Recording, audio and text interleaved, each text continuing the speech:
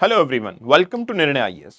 दोस्तों, ministry of home affairs ने ये अनाउंस किया है कि कल दैट इज 7 मई को इंडिया में सिविल डिफेंस ड्रिल्स होंगे। सवाल यहां पे ये है कि सिविल डिफेंस ड्रिल्स क्या होते हैं? क्या इंडिया में आज से पहले भी हुए थे? क्योंकि सोचने में तो ये भी आता है कि जो इंडिया पाकिस्तान के बीच में टेंशन है उसकी वजह से सिविल डिफेंस ड्रिल्स हो रहे हैं। नेचुरली हो तो उसी वजह से रहे हैं, लेकिन क्या आज से पहले भी इस टाइप की टेंशंस जब हुई थी तो सिविल डिफेंस ड्रिल्स हुए थे? और कितनी बार हो चुके हैं? क्या होता है इन सिविल डिफेंस ड्रिल्स के अंदर? ऐसा बोला जाता है कि लगभग 1971 की जो एटमॉस्फेयर था उसकी यादें आपको रिवाइज हो जाएंगी। तो इसका मतलब यह है कि क्या कारगिल के टाइम पे जब 1999 में सिर्फ टेंशन नहीं वॉर हुआ था, उस टाइम पे सिविल डिफेंस ड्रिल्स नहीं हुए थे? चलिए इस टॉपिक को डिटेल में जानने की कोशिश करते हैं। देखिए, कल मतलब 7 मई को सिविल डिफेंस ड्रिल्स होंगे। सिविल डिफेंस ड्रिल्स के अंदर 244 आपकी ऑफिशियली डेजिग्नेटेड डिस्ट्रिक्ट्स हैं, उनमें ये किए जाएंगे। यहां पे कौन कौन पार्टिसिपेट करेगा, सवाल यहां पे ये आता है। तो सिविल डिफेंस जो वार्डन्स हैं, होम गार्ड हैं, national cadet corps NCC, national जो आपका सर्विस स्कीम एनएसएस, या फिर जो वॉलेंटियर्स हैं या नेहरू युवा केंद्र संगठन मेंबर्स हैं, या फिर अलग स्कूल के कॉलेजेस के जो स्टूडेंट्स हैं, वो इसमें पार्टिसिपेट करेंगे। सवाल अब यहां पे ये आता है कि इस पार्टिसिपेशन के दौरान क्या होने वाला है, क्या सिखाया जाएगा, किसके लिए तैयारी होगी, और आज से पहले कब हुआ था? जैसा मैंने बताया कि 1999 में जब कारगिल वॉर हुआ था उस टाइम पे भी आपका सिविल डिफेंस ड्रिल नहीं हुए थे। तो क्या सिचुएशन अब उससे भी ज्यादा क्रिटिकल है, या फिर कोई और कारण है जिसकी वजह से हमें सिविल डिफेंस ड्रिल करने की नीड पड़ रही है? हाँ, 1971 की अगर मैं बात करूं, जब बांग्लादेश लिबरेशन वॉर हुआ उस टाइम पे सिविल डिफेंस ड्रिल्स किए गए थे। अब सवाल पहले ये देख लेते हैं कि सिविल डिफेंस ड्रिल्स के अंदर क्या होता है। ये 9 पॉइंट एमएचए ने दिए हैं जिसमें सिविल डिफेंस ड्रिल में हमें टेक केयर करना है। क्या क्या होने वाला है? One important thing is air red warning.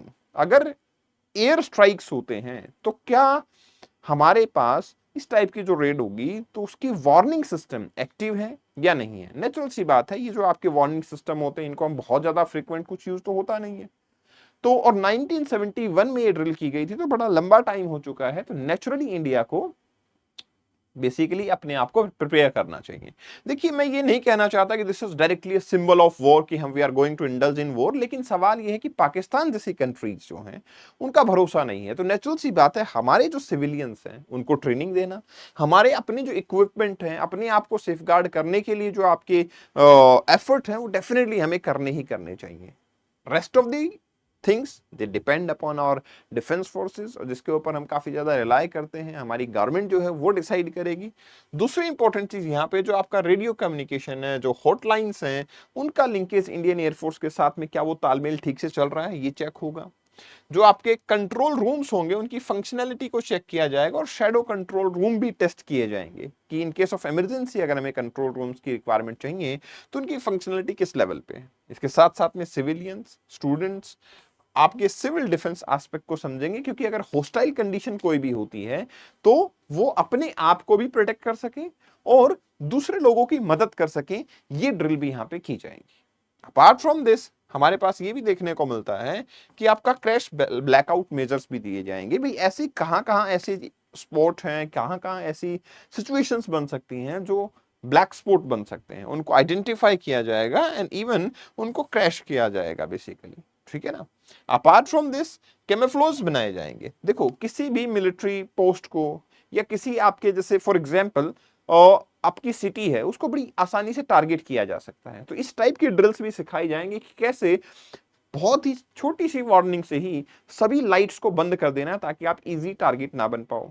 ऐसे ही हमारे जो मिलिट्री पोस्ट हैं उनको इस कलर से रंगना कि वो इजीली आइडेंटिफिएबल ना हो। तो ये सब चीजें आती हैं और हर एक कंट्री की ये सिविल डिफेंस ड्रिल के अंदर ये सब चीजें इंक्लूड होती हैं। ठीक है ना? अपार्ट फ्रॉम दिस हमें क्या करना है? Civil defence services, warden services, fire fighting services, rescue operations. भाई जो सिविलियंस हैं वो कॉमन पीपल की एक दूसरे की हेल्प कर सकें उसके लिए उनको ट्रेन किया जाएगा। एंड देन अगर हमारे पास कुछ भी ऐसी क्रिटिकल कंडीशन बनती है तो इवैक्यूएशन प्लान्स क्या होंगे वो भी हमें डेफिनेटली चेकआउट करने चाहिए। इंपॉर्टेंट चीज ये आती है कि देखो हमारे जो डिफेंस मिनिस्टर्स हैं, डिफेंस मिनिस्टर राजनाथ सिंह जी हैं, उन्होंने बहुत क्लियर कर दिया है कि देखिए as a defence minister India की सिक्योरिटी को मेंटेन करना हमारी प्राइम रिस्पॉन्सिबिलिटी है। और नेचुरल सी बात है, देखिए इंडिया वॉर में जाएगा या नहीं जाएगा वो सवाल का जवाब हमारी गवर्नमेंट के पास ही है और they are the deciding people. But important चीज ये है कि देखो जो अटैक हुआ पहलगाम में, उस अटैक को हम चुपचाप सहन तो नहीं कर सकते, क्योंकि वो लॉस कोई इकोनॉमिकल लॉस नहीं था, वो लॉस हमारी सिक्योरिटी इंटीग्रिटी के ऊपर लॉस था, हमारे अपने लोगों का लॉस था। And that kind of tension shouldn't be there anymore in India. तो नेचुरली हमें अपने स्ट्रॉन्ग स्टेप्स इसके ऊपर लेने पड़ेंगे। जहां पे एक हाई लेवल ऑफिशियल मीटिंग के अंदर मोदी जी ने इवन हमारे जो आर्म्ड फोर्सेस हैं उनको फुल फ्रीडम दी है कि मोड, टाइमिंग, टारगेट आपको जैसा डिसाइड करना है, आपको जो अप्रोप्रिएट लगता है, you are free to take decisions. आप उसके हिसाब से अपना ऑपरेशन एग्जीक्यूट कर सकते हैं। अब सवाल यह है कि अगर ये सिचुएशन है तो वर्ल्ड की इसके ऊपर क्या रिएक्शन है। तो वर्ल्ड में देखो हर एक कंट्री, यूरोपियन यूनियन की बात करें, यूएस की बात करें, चाइना की बात करें, तो वो डी एस्केलेशन पे है। और स्पेशली उसका कारण ये है कि दोनों ही स्टेट न्यूक्लियर पावर्ड स्टेट है।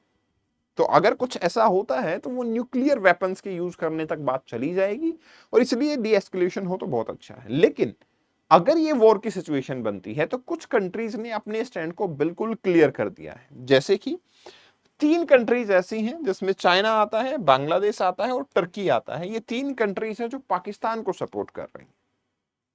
इसके साथ साथ में रशिया है, यूके है और जापान है। ये 3 कंट्रीज ने ये क्लियर किया है कि हम न्यू दिल्ली को सपोर्ट करेंगे। Rest of the country, yes naturally जब वॉर होगा तो उसके हिसाब से कैलकुलेशन निकल के आएगी कि कौन कंट्री किसको सपोर्ट करती है। बट यस, पाकिस्तान के जो सपोर्टर हैं उन्होंने तो डायरेक्टली ही अनाउंस कर दिया है इस चीज के ऊपर, और नेचुरली हमें भी पहले आइडिया था कि ये ही सिचुएशन रहने वाली है। ठीक है, तो 7th of May, that is tomorrow, we will be having civil defense drill, and naturally civilians definitely be getting benefited from this।